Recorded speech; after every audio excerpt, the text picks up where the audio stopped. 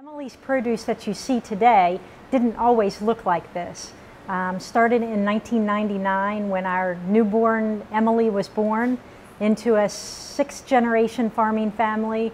So trying to figure out where she would fit in and how we would teach her those values of farming, hard work.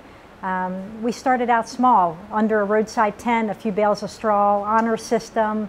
And from there, as she got older, as we started learning more and more about the vegetable and fruit production rather than the grain side, which my husband is used to doing.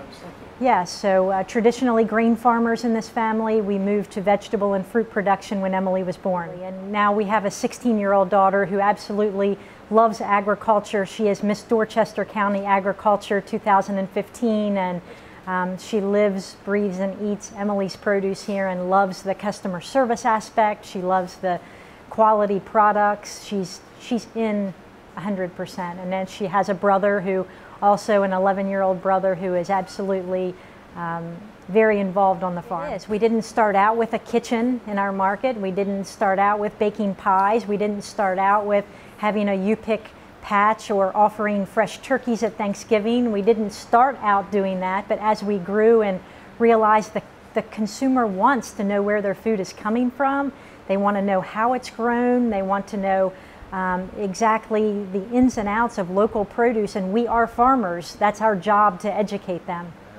It's our job to raise it for them. We're having fun doing it. So through the years, we've just, every year we decide if it's something new that needs to go in our CSA program for our boxes for our customers, if it's a new location that we need to determine as a drop-off location, if it's a new product that our customers here at the market want. They're looking for a different purple broccoli or purple cauliflower, then we're growing it. And I don't know that I was a foodie early in the Emily's Produce formation, but as this business has grown, as we've added a kitchen and as we've increased the offerings in our field of what we're harvesting and planting, it seems natural that we now are foodies, and we are also concerned about the next recipe that comes from our kitchen and how we're going to use that excess eggplant this week, or that excess of Roma tomatoes that we need to make another batch of salsa with. So yes, I think we have become foodies. We did. The kitchen came along as a result of my retirement from my full-time job away from the farm. So I retired as a Maryland State Trooper.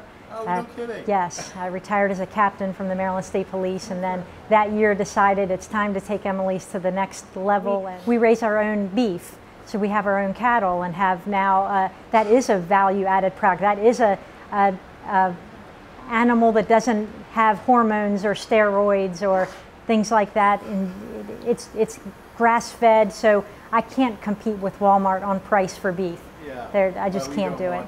Yes. Right. I can compete on quality. Yeah. CSA, we're in our 6th year of our CSA. So that takes us from Cambridge to Centerville to Kent Island to St. Michael's we've been to Oxford, Easton, and pickups here in Cambridge. And we try to make our boxes, for one, they're valuable. The consumer's getting more than what they paid for that box, the contents. And the other thing is we do try to incorporate products from our fellow farming community. So we're trying to give our consumer, the goal is to introduce them to agriculture, what it is to eat and taste local food. I feel like the next step for us is just to keep getting it right and to make sure that we're listening to our visitors who are coming here, and it's about the experience. That's basically any expansion that we do, it's to just to add value to that experience. So we've partnered with Chef Patrick Fanning from the High Spot and on-farm dinners. So that's one of those things that we're like, that's something that we already have a relationship with local chefs, and so we've had 2 so far, our last one being this past Sunday, and we have another on October 24th. So Chef Patrick Fanning creates a menu with specific items that have come right here from Emily's Produce. He prepares them, and then we have a core size. We do 24 tickets, and you can buy a seat at our tables here. It's held at Emily's Produce, and just a dinner with a personal chef and knowing that the products are right from our farm. My husband and I are very involved in the off-season. So we've been members of a national group for, gosh, probably 10 years. And every year we spend 1 week away from here nationally in different locations. And for 3 days we're on a bus touring other markets.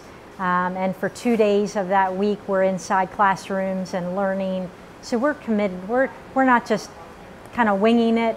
We're taking it serious and making sure that we're doing all we can to train ourselves to be better marketers, to be better growers. We do. We're focused on making sure our loyal customers understand that first and foremost we do pay attention to detail, and that starts when we're planting the products and it continues all the way through until they visit this market. We hope that they realize that that is our focus and it doesn't go away just after we pick it, and we want them, that branding, to realize that we are a 7th generation farming family. We really are farmers.